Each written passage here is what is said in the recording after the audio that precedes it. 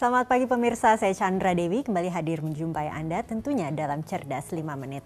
Topik kita kali ini menarik sekali, yaitu Ready for Gen Z. Apa itu Gen Z? Kita akan membahasnya di studio Metro Manulife. Saat ini telah hadir Bapak Ardi Lufti Siregar, Chief of Human Resources dari PT Asuransi Jiwa Manulife Indonesia. Selamat pagi Pak Ardi. Selamat pagi Pak Chandra. Pak Ardi, Gen Z, saya masih belum paham ini Pak sebetulnya. Apa yang dimaksud dengan Gen Z? Terlalu banyak gen ya.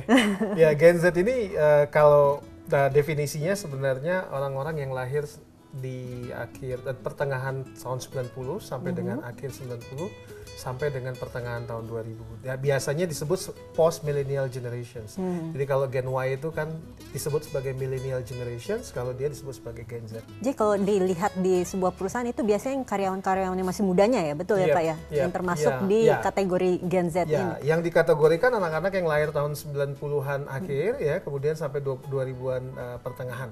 Oke, karakteristik mereka biasanya seperti apa sih? Rata-rata ini Pak ya, setiap generasi pasti memiliki karakteristik sendiri. Ya, ini kita nggak bisa avoid bahwa teknologi kan semakin berkembang jauh luar biasa ya. Beda dengan 10-15 tahun yang lalu ya.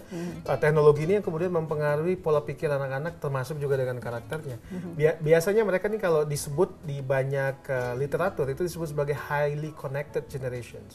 Jadi saling terhubung satu sama lain tuh. Dan biasanya mereka tuh punya segala macam aplikasi di sosial media yang memungkinkan mereka untuk berinteraksi. Nah, kalau berbicara mengenai kinerja dari karyawan yang termasuk generasi Z ini, kemudian dampaknya apa sih Pak? Sebenarnya mereka jauh lebih kreatif ya, lebih cepat, tapi kadang-kadang tingkat kedalaman mereka itu nggak terlalu seperti yang kita harapkan. Karena mereka, misalnya gini, mereka gampang mendapatkan informasi.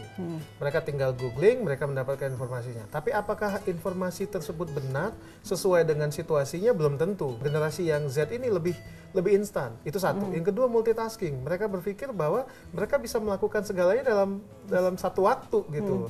Karena biasanya kan kalau Anda di sosial media lagi mau online gitu kan, Anda sambil makan, Anda sambil nelpon, Anda sambil ngetik, itu bisa dilakukan. Tapi dalam dunia pekerjaan kan nggak seideal itu. Gitu. Tapi paling tidak kan dari perusahaan sendiri ini bisa melihat bahwa ini memiliki potensi yang sangat besar. Dan paling tidak ini bisa dibawa sehingga menjadikan dampak ini menjadi positif. Betul ya Pak? Ya. Caranya bagaimana? Caranya begini, mereka suka dengan tantangan-tantangan baru. Mereka bukan datang, kalau dalam satu literatur yang saya baca itu mereka bukan percaya, mereka lebih men-challenge sebuah proses. Kalau kita misalnya percaya bahwa A adalah A, mereka kemudian akan mempertanyakan, enggak deh, A itu sebaiknya bukan A deh. Sehingga positifnya apa? Novel ideas atau ide-ide baru dalam perusahaan. Karena mereka lebih terbuka dengan lebih connected, flat, ya, kemudian time bound-nya nggak ada sama sekali, ya, karena mereka bisa melakukan atau bisa berkoneksi dengan siapa aja dalam waktu yang bersamaan, sehingga referensi mereka jauh lebih banyak. Oke, ini bagi pemirsa di rumah yang barangkali menyadari, wah ternyata saya ini termasuk generasi Z nih Pak ya. Ada saran dari Pak Ardi barangkali? Ya, sarannya jangan hilangkan proses. Proses penting dalam bekerja. Proses sangat penting. Kenapa? Dalam proses ada pelajaran. Dalam pelajaran itu ada pemahaman. Dan hal yang terpenting dalam meningkatkan kualitas kita sebagai pekerja itu adalah pemahaman terhadap sesuatu. Nah, ini agak menarik karena sebelumnya Pak Ardi sempat mengatakan bahwa generasi Z ini lebih suka yang instan. Sekarang harus menjalani proses. Sulit tidak sih Pak bagi mereka? Memang sulit karena di dunia ini udah semakin cepat kan, sudah semakin berkembang, teknologi semakin berkembang.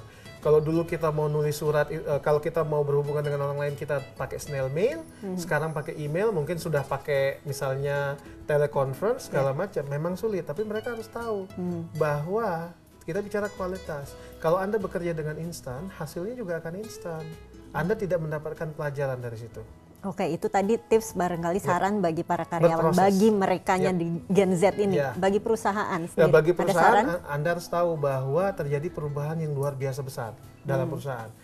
Perubahan ini yang membuat kemudian terjadi competitiveness yang luar biasa. Jadi Anda harus siapkan teknologi-teknologi yang memungkinkan dan mengakomodasi generasi ini untuk menjadi lebih produktif. Sehingga mereka paling tidak bisa dikaryakan sehingga menjadi berdampak positif. Terima kasih Pak Ardi atas informasinya. Sama-sama. Dan demikianlah pemirsa Cerdas 5 Menit, Cerdas Berkarya untuk episode kali ini. Saya Chandra Dewi, sampai jumpa.